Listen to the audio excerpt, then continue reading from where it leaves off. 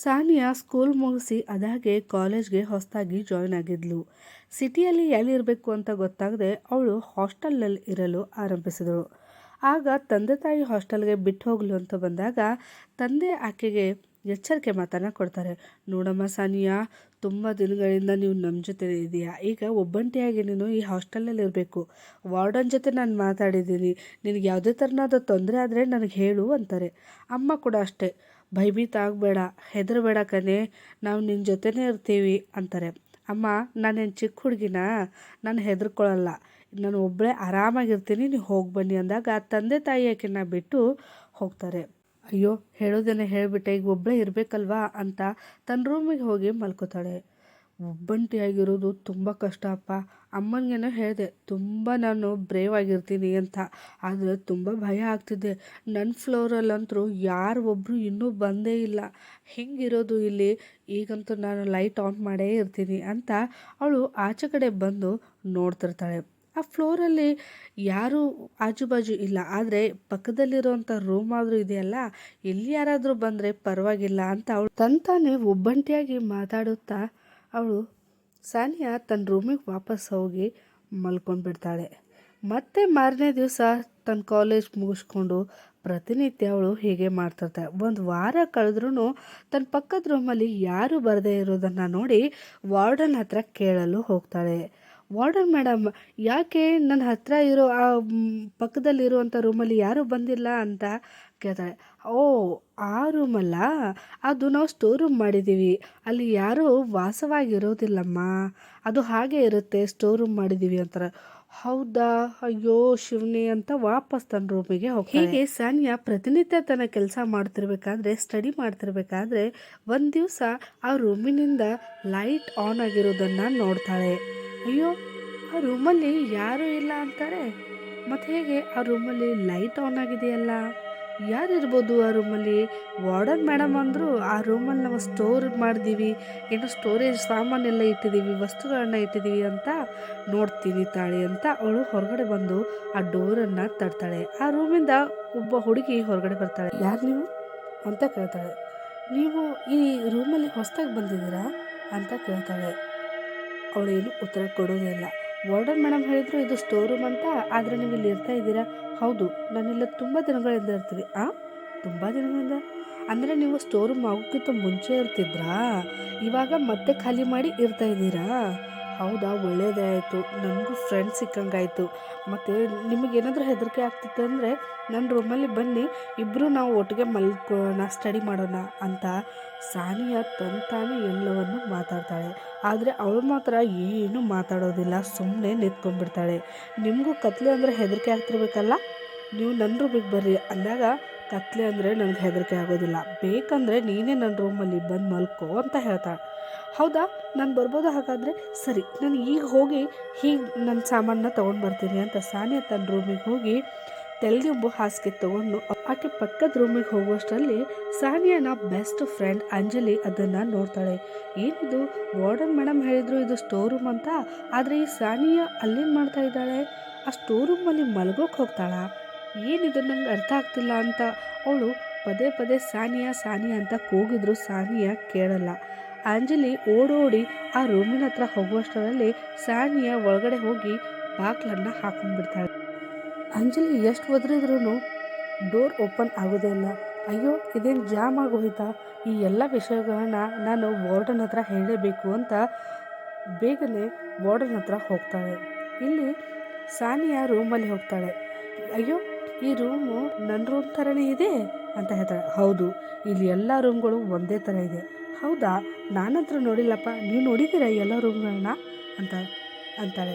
ಅಷ್ಟರಲ್ಲೇ ಆಕೆ ಹಿಂದುಗಡೆ ಒಬ್ಬ ವಯಸ್ಸಾದ ಮಾಟಗಾತಿ ನಿಂತ್ಕೊಂಡ್ಬಿಡ್ತಾಳೆ. ನೀವು ಹಿಂದೆ ನೋಡಿ, ದೆವ್ವ ಬಂದು ನಿಂತ್ಕೊಂಡ್ಬಿಟ್ಟಿದೆ ಅಂತ ಜೋರನೆ ಕಿರಿಸ್ತಾಳೆ. ಅಷ್ಟರಲ್ಲೇ ಆ ಹುಡುಗಿ ಕೂಡ ಆಕೆ ಅಷ್ಟೇ ಅಲ್ಲ, ನಾನು ಕೂಡ ಅಂತ ಹೇಳ್ತಾಳೆ. ಅದಕ್ಕೆ ನಾನೇನು ಮಾಡಲಿ, ನನ್ನಿಂದ ಏನು ಸಹಾಯ ಆಗಬೇಕು ಅದನ್ನು ಹೇಳಿ ಅಂತ ಸಾನಿಯಾ ಗಾಬರಿ ಆಗ್ತಾಳೆ. ಏನು ಮಾಡೋ ಹೋಗಿಲ್ಲ, ನಾವು ನಿನ್ನ ಒಳಗಡೆ ಹೋಗ್ತೀವಿ, ನಮಗಾಗಿರೋ ಅನ್ಯಾಯನ ನಿನ್ನ ಮುಖಾಂತರ ಪರಿಹಾರ ಮಾಡ್ಕೋತೀವಿ ಅಂತ ಹೇಳ್ತಾಳೆ. ಅನ್ಯಾಯ? ನನ್ನ ಒಳಗಡೆ ಹೇಗೆ ಹೋಗ್ತೀರಾ?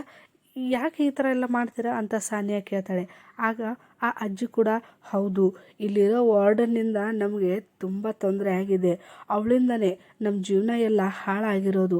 ಈಗ ನಾವು ಈ ಪರಿಸ್ಥಿತಿಗೆ ಇರಬೇಕಾದ್ರೆ ಆ ವಾರ್ಡನೇ ಕಾರಣ. ಅದಕ್ಕೆ ಅವಳನ್ನ ಕೊಲ್ಲದೆ ನಾವು ಸುಮ್ಮನೆ ಬಿಡೋದಿಲ್ಲ.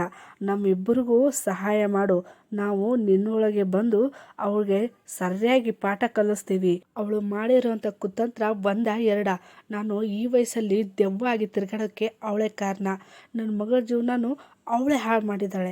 ಅದಕ್ಕೆ ಅವಳಿಗೆ ಸರಿಯಾಗಿ ತಕ್ಕ ಪಾಠ ಕಲಿಸ್ಬೇಕು. ಅದಕ್ಕೆ ನನ್ಯಾಕೆ ನೀವು ತಗೋತೀರಾ ಮಧ್ಯದಲ್ಲಿ ಅಂತಾಳೆ. ಮಧ್ಯದಲ್ಲಿ ಅಂದರೆ ನಾವೇನೇನು ಕರೆದಿಲ್ಲ, ನೀನಾಗೆ ಬರ್ತೀನಿ ಅಂತ ಬಂದಿದೀಯ. ಈಗ ನಮ್ಮಿಬ್ಬರಿಗೆ ಹೆಲ್ಪ್ ಮಾಡದೆ ನೀನು ಬಚಾವಾಗ್ತೀಯ. ಇಲ್ಲಿ ಅಂದರೆ ಈ ರೂಮಿಂದ ನಿನ್ನ ಹೊರಗಡೆ ಬಿಡೋದೇ ಇಲ್ಲ. ಅದಕ್ಕೆ ನಾವು ಹೇಗೆ ಹೇಳ್ತೀವೋ ಹಾಗೆ ಸುಮ್ಮನೆ ಕೇಳು. ನಿನಗೆ ಯಾವ ಥರನಾದ ನಾವು ತೊಂದರೆ ಕೊಡೋದಿಲ್ಲ. ನಮ್ಮ ಕೆಲಸ ಮುಗಿಸ್ಕೊಂಡು ನಮ್ಮ ಪಾಡಿಗೆ ನಾವು ಹೋಗ್ತಾ ಇರ್ತೀವಿ. ತಿಳಿತಾ ಹುಡುಗಿ? ಇಲ್ಲ ಅಂದರೆ ನೋಡು ಅಂತಾಳೆ. ಅಯ್ಯೋ ಹಾಗೆಲ್ಲ ಮಾಡಬೇಡಿ, ನಾವು ಬಿಡೋದಿಲ್ಲ. ಅಮ್ಮ ಮಗಳು ಇಬ್ಬರು ಆ ಸಾನಿಯಾ ಮಧ್ಯದಲ್ಲಿ ಸೇರ್ಕೊಂಡ್ಬಿಡ್ತಾರೆ. ಇತ್ತ ವಾರ್ಡನ್ ಹಾಗೂ ಅಂಜಲಿ ಇಬ್ಬರು ಬಾಗಿಲನ್ನ ಹೊರಗಡೆಯಿಂದ ತೆಗೆಯಲು ತುಂಬಾನೇ ಸಾಹಸ ಪಡ್ತಾರೆ. ಬಾಗಿಲು ಮಾತ್ರ ತೆಗೆಯೋದಿಲ್ಲ. ಅಯ್ಯೋ, ಈ ಹುಡುಗಿಗೆ ಯಾಕೆ ಬೇಕಾಗಿತ್ತು ಈ ಊರು ಸಾಬರಿ ಅಲ್ಲ, ಈ ಡೋರನ್ನು ಓಪನ್ ಮಾಡಿ ಯಾಕೆ ಹೋಗ್ಬೇಕಾಗಿತ್ತು ಒಳಗಡೆ? ಏನಾಯ್ತು ಮೇಡಮ್? ಇಲ್ಲಿ ಇಬ್ಬರು ಆತ್ಮಗಳನ್ನ ಬಿಟ್ಟರೆ ಮತ್ತಾರು ವಾಸ ಮಾಡಲ್ಲ. ಸುಮ್ಮನೆ ನಾವು ಸ್ಟೋರ್ ರೂಮ್ ಅಂತ ಹೇಳ್ತಾ ಇದ್ದೀವಿ.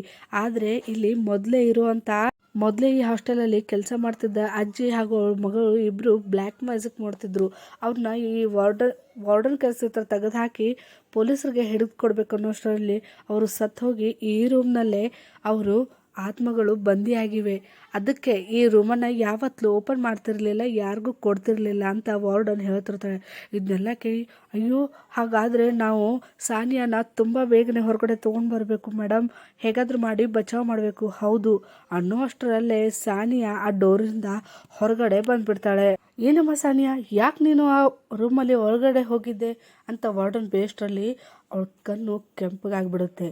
ನಾನು ಸಾನಿಯಾ ಅಲ್ಲ, ನಾನು ಮೊದಲನೇ ವಾರ್ಡನ್ ಅಂತ.